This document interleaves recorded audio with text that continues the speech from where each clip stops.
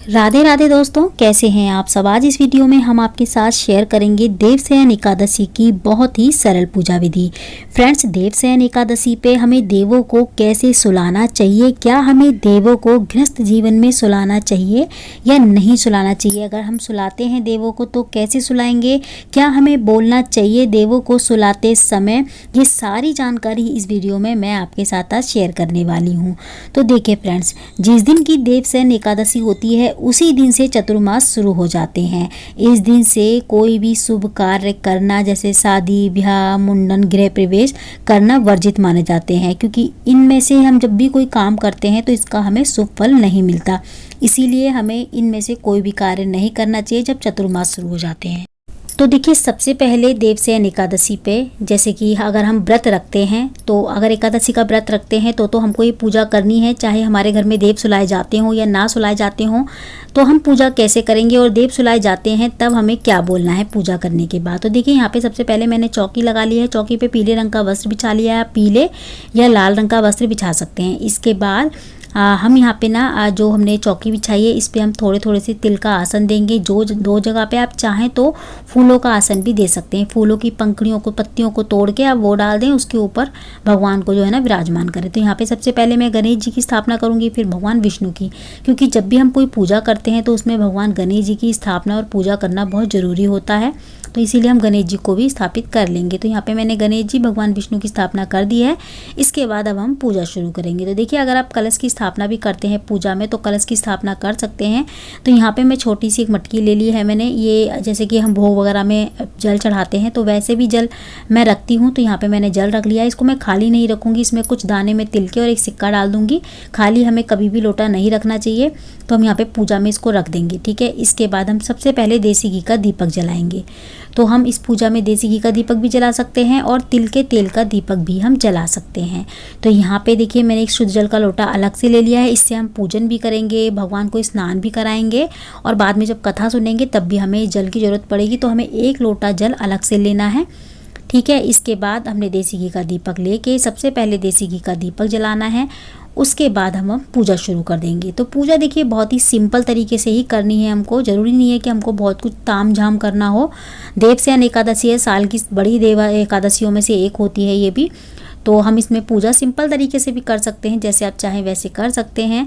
तो यहाँ पे देखिए, मैंने सबसे पहले भावपूर्वक सबसे पहले गणेश जी को स्नान करा दिया है, फिर भगवान विष्णु को। अगर आपके पास भगवान विष्णु की पीतल की प्रतिमा है, मतलब मूर्ति है, तो आप उनको अच्छे से पंचामृत से स्नान कराएं, दूध दही शक्कर जैसे अच्छे से स्नान करा के गंगा जल वगैरह से, उसके बाद ही विराजमान करें, उसके बाद ही पूजन करें। लड्डू गोपाल हैं, लड्डू गोपाल की सेवा करते हैं तो लड्डू गोपाल को भी यहाँ पे आप चौकी पे विराजमान करके उनका भी पूजन करें। यहाँ पे देखिए, मैंने भावपूर्वक स्नान करा लिया है। इसके बाद मैंने ना जो है ना, हम अगर आप जनेऊ लेके आए हैं तो जनेऊ चढ़ा दें। जनेऊ नहीं लेके आए हैं आप तो आप फिर भगवान विष्णु को जो है ना जो मोली होती है ना, मोली चढ़ा सकते हैं। जैसे कि मैंने अभी गणेश जी को, भगवान विष्णु को मोली चढ़ा दी है वस्त्र के रूप में। इसके बाद मैं तिलक कर दूंगी। तो चंदन और रोली का हम तिलक करेंगे। भगवान गणेश को सबसे पहले करेंगे, फिर भगवान विष्णु को रोली और चंदन से तिलक कर देंगे। इसके बाद हम तिल चढ़ाएंगे, क्योंकि एकादशी पे जो है ना चावल का उपयोग नहीं किया जाता, तो हम तिल का ही उपयोग करेंगे।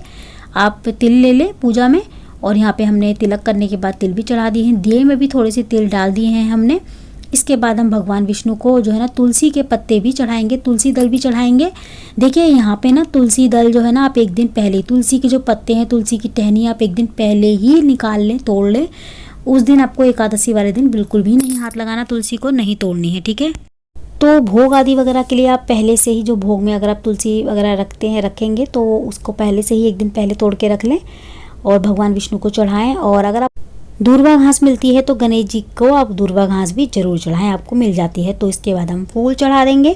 फूल चढ़ाने के बाद अब हम भोग आदि वगैरह चढ़ाएंगे। तो देखिए, यहाँ पे मैंने मिश्री ले ली है। गणेश जी के भोग में हमको तुलसी के पत्ते नहीं रखने हैं, तुलसी दल नहीं रखना है। और भगवान विष्णु को जो भी हम भोग चढ़ाएंगे उसमें तुलसी दल रखना है। तो हम दो जगह पे भोग रखेंगे, गणेश जी के लिए, एक भगवान विष्णु के लिए। भगवान विष्णु के भोग में हमको तुलसी का पत्ता जरूर रखना है, तुलसी दल जरूर रखना है। और गणेश जी के भोग में हमको तुलसी नहीं रखनी है। तो यहाँ पे मैंने भगवान गणेश को जो है ना मिश्री भी चढ़ाई है, केला भी चढ़ा दिया है। भगवान विष्णु को मैंने मिश्री और जो है ना केला और आम भी चढ़ाया है, उसमें मैंने तुलसी दल रखा है। यहाँ पे हमने भोग आदि वगैरह भी लगा दिया है, जल भी पहले से ही रख दिया था हमने। इसके बाद देखिए हमारी पूजा तो यहाँ हो गई है। अब हम इसके बाद कथा सुनेंगे। कथा देखिए हम जो है ना कथा सुनने के बाद हम आरती करते हैं। तो यहाँ पे हम देवसेन एकादशी की हम कथा सुन लेंगे। सीधे हाथ में हमको थोड़े से तिल लेने हैं या फिर एक फूल रख लें या एक सिक्का रख लें। आपको कभी भी खाली हाथ हमको जो है ना कथा नहीं सुननी चाहिए। तो यहाँ पे एकादशी की कथा सुनेंगे। भावपूर्वक प्रेम पूर्वक कथा सुनने के बाद जो हमने हाथ में तिल लिए हैं उसको हम जो जल का लोटा रखा है ना हमने पास में उसमें ही डाल देंगे, ठीक है, या फिर भगवान के चरणों में वो तिल हम डाल देंगे। आप कुछ भी कर सकते हैं तिल को, जैसे कि भगवान के चरणों में भी डाल सकते हैं या जल के लोटे में भी डाल सकते हैं। जब हम सूरज को रख देने जाएंगे इस जल को लेके जाएंगे। तो यहाँ पे हम हाथ जोड़ लेंगे, प्रार्थना करेंगे भगवान विष्णु से। और देखिए इसके बाद हम आरती कर लेंगे। पहले हम आरती कर लेंगे, उसके बाद बैठ के सीधे हाथ में थोड़ा सा जल लेके चौकी के चारों ओर फेरेंगे। उसके बाद बैठ के भगवान से प्रार्थना करेंगे और उनके शयन के लिए फिर हम प्रार्थना करेंगे। और साथ ही में आपको मंत्र भी बोलना है, मंत्र का भी जाप करते रहना है लगातार पूजा के बीच में। चुप रह के हमें पूजा नहीं करनी चाहिए, प्रार्थना करनी है। और देखिए हमें ना अब कैसे भगवान को सुलाना है, श्री हरि को सुलाना है। हमें कभी भी गृहस्थ जीवन में कभी भी ये नहीं है कि जैसे मंदिरों में बिस्तर वगैरह लगा देते हैं, उस पर पीला रंग का वस्त्र बिछा के भगवान विष्णु को निंद्रा में जो है ना सुला देते हैं। ऐसे नहीं करना हमको, क्योंकि गृहस्थ जीवन में कभी भी हमें नहीं सुलानी चाहिए, उनका बिस्तर वगैरह नहीं लगाना चाहिए। ये मंदिरों में काम है, बड़े बड़े मंदिरों में ये काम होते हैं, लेकिन गृहस्थ जीवन में हमें नहीं करना चाहिए। क्योंकि हम देखिए वो सुविधा नहीं दे पाएंगे, जैसे कि हमें शांति, हम रूम में शांति नहीं रख सकते। किसी के पास एक ही रूम होता है, 2 रूम होते हैं, लेकिन शोर शराबा होता है, ऐसा हमें नहीं करना चाहिए। भगवान को विश्राम कराने के बाद उस रूम में बिल्कुल भी शोर शराबा नहीं होना चाहिए। तो हमें कैसे सुलाने हैं देव?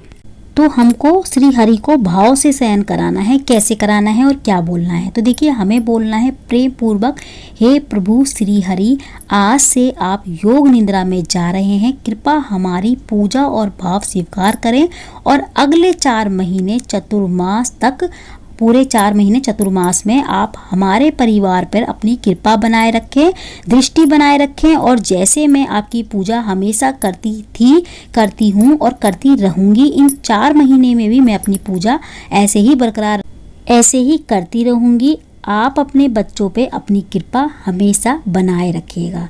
तो इस तरीके से हमको देवों को सुलाना है, ठीक है। गृहस्थ जीवन में हमें ऐसे ही सुलाना है और नियमित रूप से हमें पूजा ऐसे ही करते रहना है जैसे हम करते आ रहे हैं। इसके बाद जो हमने जल का लोटा लिया था उसको सूरज को अर्घ दे देंगे और जो भी हमने भोग प्रसाद चढ़ाया है वो हम बांट देंगे। और अगले दिन हम सुबह जब व्रत का पारण करेंगे तो इसी चौकी पे हम दोबारा पूजा कर लेंगे। तो इस तरीके से हमें देवसेन एकादशी पे पूजा करनी है। तो आज की वीडियो में इतना ही। जय माता दी, राधे राधे।